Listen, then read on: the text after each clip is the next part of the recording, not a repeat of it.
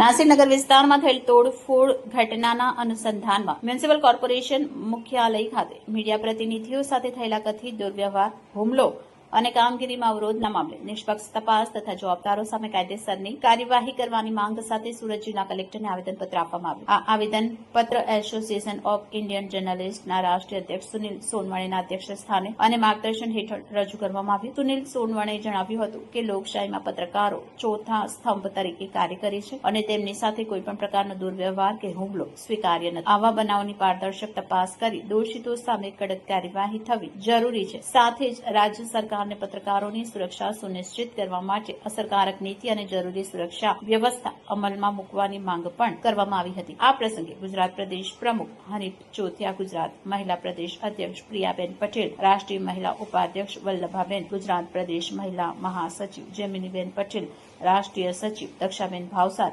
તેમજ દીપકભાઈ ઈગલે, નવીનભાઈ પટેલ અને પરેશભાઈ પ્રજાપતિ ઉપસ્થિત રહ્યા હતા. સુનિલ સોનવણે, એસોસિએશન ઓફ ઇન્ડિયન જર્નલિસ્ટના રાષ્ટ્રીય અધ્યક્ષ, નાસિરનગરની અંદર જે પત્રકારો પર હુમલો થયેલો છે એ ખૂબ નિંદનીય ઘટના છે. એક મ્યુનિસિપાલિટીના કર્મચારીઓ દ્વારા પત્રકારો પર જાન લેવા હુમલા સુધીની કોશિશ કરવામાં આવી. એ પત્રકાર જગત માટે બહુ દુઃખભરી કહાની છે.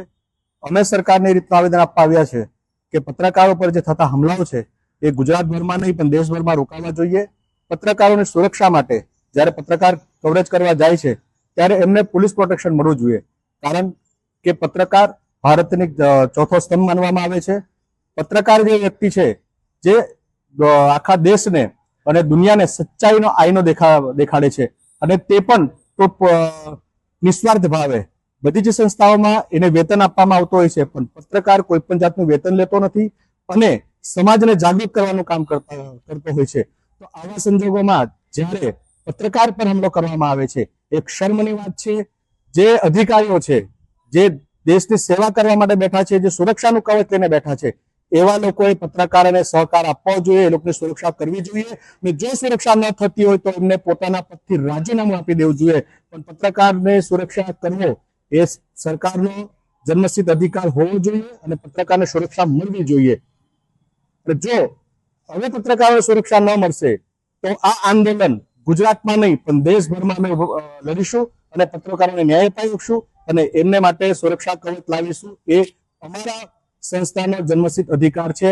એના માટે એસોસિએશન ઓફ ઇન્ડિયન જર્નલિસ્ટના બધા જ પત્રકાર શપથ લઈને આ ગૂંચને આગળ વધારવાના છે.